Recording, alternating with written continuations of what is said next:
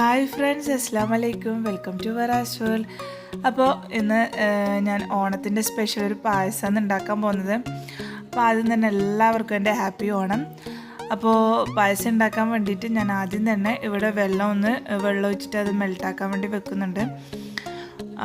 പിന്നെ വേണ്ടത്, ഞാനിവിടെ ചെറുപയർ വെച്ചിട്ടാണ് പായസം ഉണ്ടാക്കുന്നത്. അപ്പോൾ ഒരു 250 ഗ്രാം ചെറുപയർ കൊണ്ടാണ് ഞാൻ പായസം ഉണ്ടാക്കുന്നത്. അപ്പോൾ അതിനൊരു വലിയ തേങ്ങയാണ് വേണ്ടത്. അപ്പോൾ ഞാൻ തേങ്ങ 3 പാലായിട്ട് മാറ്റി വെച്ചിട്ടുണ്ട്. അപ്പം 3-ാം പാലിലാണ് ഞാൻ ഈ ചെറുപയർ ഇട്ട് കൊടുക്കുന്നത്. 3-ാം പാലൊന്ന് തിളച്ച് തുടങ്ങുന്ന സമയത്ത് ഞാൻ ഈ ചെറുപയർ ഇട്ട് കൊടുക്കുന്നുണ്ട്. ചെറുപയർ നമ്മൾ ഒരു 4 മണിക്കൂറോളം സോക്ക് ചെയ്ത് വെച്ചതിന് ശേഷം ഞാൻ കുക്കറിലിട്ടിട്ടൊന്ന് വേവിച്ചെടുത്തിട്ടാണ് ഇതിലിട്ട് കൊടുക്കുന്നത്. അപ്പോൾ ഇതിന് ഈ 3-ാം പാലിൽ നന്നായിട്ട് വെന്തിട്ട് ഈ പാലൊക്കെ ഒന്ന് നന്നായിട്ട് വറ്റി വരണം. അതിനുശേഷം നമുക്ക് 2-ാം പാലും കൂടി ഒഴിച്ചു കൊടുക്കണം. അപ്പോൾ നമ്മൾ 3-ാം പാല് നന്നായി വറ്റി വന്നിട്ടുണ്ട്.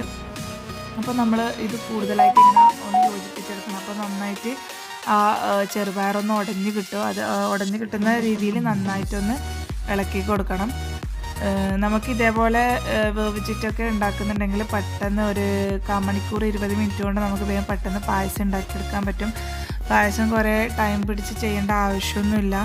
നമുക്ക് കൂടുതൽ സമയം ലാഭിക്കാൻ പറ്റും. അപ്പോൾ ഇത് നന്നായിട്ട് ഉടഞ്ഞ് വന്നിട്ടുണ്ട്. കൂടുതലായിട്ട് ഉടച്ചെടുക്കേണ്ട ആവശ്യമില്ല. ഒന്ന് കടിക്കേണ്ട രീതിയിൽ നമ്മൾ ഉടച്ചെടുത്താൽ മതി. അപ്പോൾ ഇതിന് ശേഷം നമുക്ക് 2-ാം പാലും കൂടി ഒഴിച്ചു കൊടുക്കണം. അപ്പോൾ ഞാനിതിലേക്ക് 2-ാം പാലും കൂടി ഒഴിച്ചു കൊടുക്കുന്നുണ്ട്. അപ്പോൾ ഈ 2-ാം പാലും കൂടി ഒഴിച്ചതിന് ശേഷം ജസ്റ്റ് ഒന്ന് കുറുകി വരുന്ന സമയത്ത് നമുക്കിതിലേക്ക് നമ്മൾ വെള്ളത്തിൻ്റെ കൂട്ടും കൂടി ഇതിൽ ഒഴിച്ചു കൊടുക്കണം.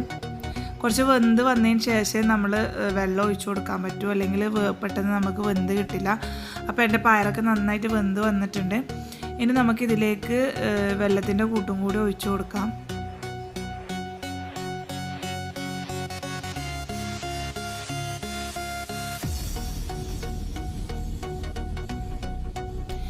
വെള്ളം ഒന്ന് ഉരുക്കിയെടുത്തതിന് ശേഷം നന്നായി അരിച്ചെടുത്തിട്ടുണ്ടായിന്. അല്ലെങ്കിൽ അതിൽ കല്ലും അഴുക്കൊക്കെ ഉണ്ടാവും. അതൊന്ന് അരിച്ചെടുത്തിട്ട് മാറ്റിയതിന് ശേഷമാണ് ഞാൻ ഇതിലേക്ക് ഒഴിച്ചു കൊടുക്കുന്നത്.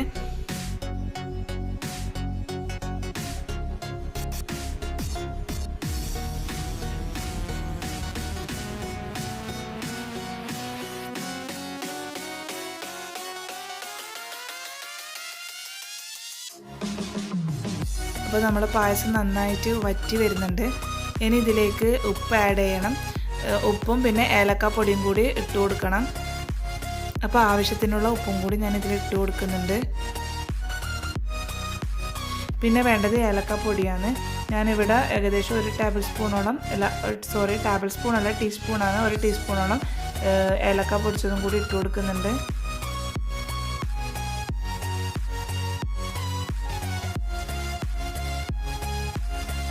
അപ്പോൾ നമ്മൾ പായസം നന്നായിട്ട് കുറുകി വന്നിട്ടുണ്ട്.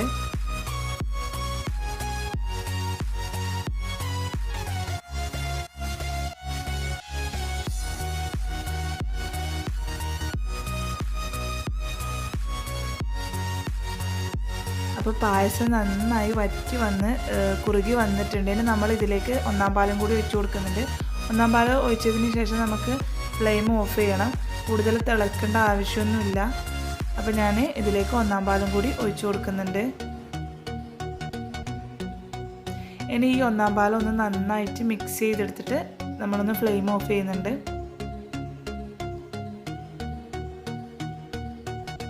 അപ്പോൾ നമ്മൾ 1-ാം പാൽ ഒഴിച്ചതിന് ശേഷം ഇത് തിളക്കേണ്ട ആവശ്യമൊന്നുമില്ല. അപ്പം തന്നെ നമ്മൾ ഫ്ലെയിം ഓഫ് ചെയ്യണം. അപ്പോൾ ഞാൻ ഫ്ലെയിം ഓഫ് ചെയ്തിട്ടുണ്ട്. ഇനി നമുക്കിതിലേക്ക് നെയ്യിൽ കുറച്ച് അണ്ടിയും മുന്തിരിയും കൂടി വറുത്തിട്ട് ഇട്ട് കൊടുക്കണം. അപ്പോൾ അതിന് വേണ്ടിയിട്ട് ഞാനിവിടെ 3 ടേബിൾ സ്പൂൺ നെയ്യ് ഒഴിച്ച് കൊടുക്കുന്നുണ്ട്.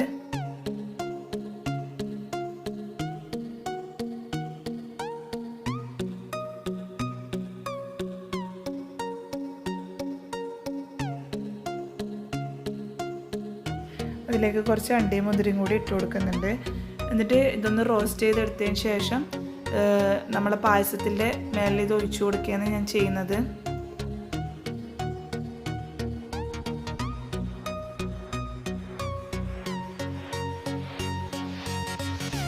അപ്പോൾ നമ്മൾ പായസം റെഡി ആയിട്ടുണ്ട്. ഈസി ആയിട്ട് ഉള്ള മെത്തേഡാണിത്. പെട്ടെന്ന് നമുക്ക് ഉണ്ടാക്കിയെടുക്കാൻ പറ്റും. പയർ പായസം എല്ലാം കൂടുതൽ വേവിച്ചിട്ട് നമ്മൾ ടൈം കളയേണ്ട ആവശ്യമില്ല. ഇതേപോലെ പ്രഷർ കുക്കറിൽ പെട്ടെന്ന് വേവിച്ചെടുത്തതിനാൽ നമുക്ക് ഇതേപോലെ പെട്ടെന്ന് തന്നെ പായസം ഉണ്ടാക്കിയെടുക്കാൻ പറ്റും. അപ്പോൾ എൻ്റെ പയർ പായസം റെഡി ആയിട്ടുണ്ട്.